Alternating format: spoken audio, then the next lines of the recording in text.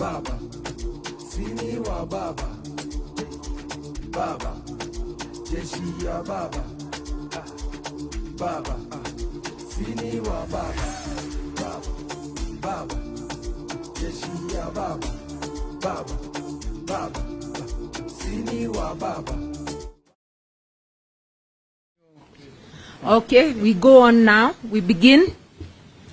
Yesterday we made our final pronouncement regarding the protests that have taken place today.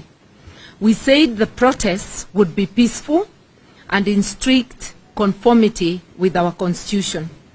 We take this early opportunity to say a big thank you to the brave and patriotic Kenyans who braved the chilly weather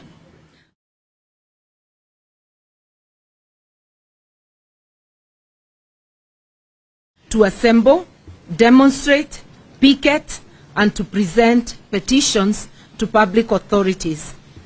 We encourage those who showed up and those who are yet to make up their minds that this is a fight for timeless values of freedom, justice, and democracy, dignity, and accountability.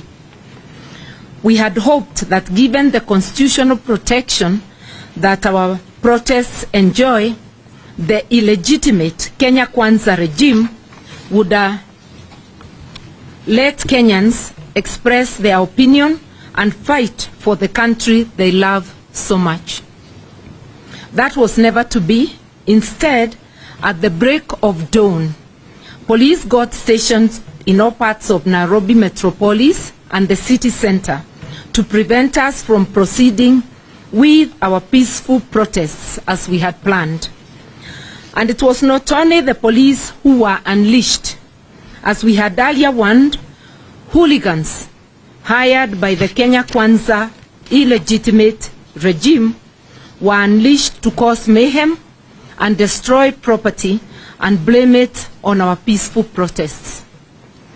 These hooligans, who we are aware were acting under the command of one Rigathi Gachagua and Moses Kuria, were identified and recruited at a meeting in Thika a few days ago.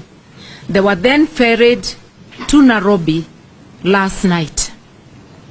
They have beaten up innocent citizens going about their normal activities, stoned motorists, and burnt vehicles in a vain attempt to make or to fulfill the prophecies of Kenya Kwanza, claiming that our demonstrations are not peaceful.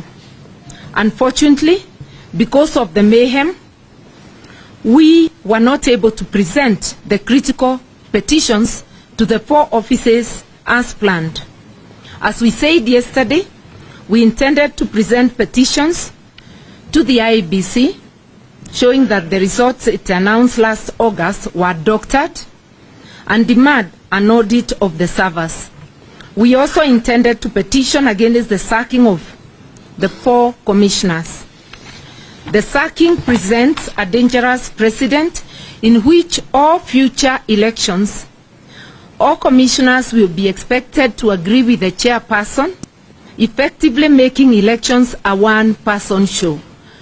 Actually, it's criminalizing dissent by a commissioner within a commission or even one person within a board. We also intended to petition office of the president, and I'm saying this very deliberately, the office of the president, with evidence that the cost of food, fuel, electricity, and fees remain unacceptably high.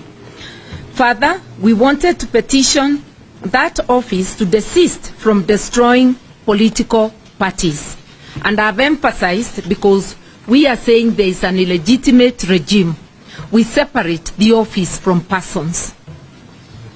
The third office we were to visit is the National Treasury, where we wanted to petition for the immediate release of all funds owed to counties and for the timely payment of salaries to all civil servants.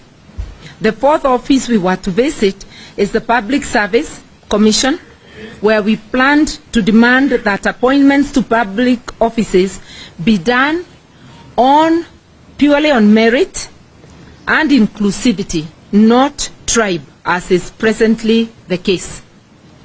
We strongly feel that it is immoral and criminal in a country of close to 50 communities for appointments to go only to members of one community. Unfortunately, our members of parliament who were on their way to the office of the president to begin the presentation of the petitions were not allowed to access this public office, for which we pay with our taxes. Despite being peaceful and unarmed, they were met with tear gas and gunshots and other forms of brutality. We know why we could not be allowed to present a petition to OP on costs of food.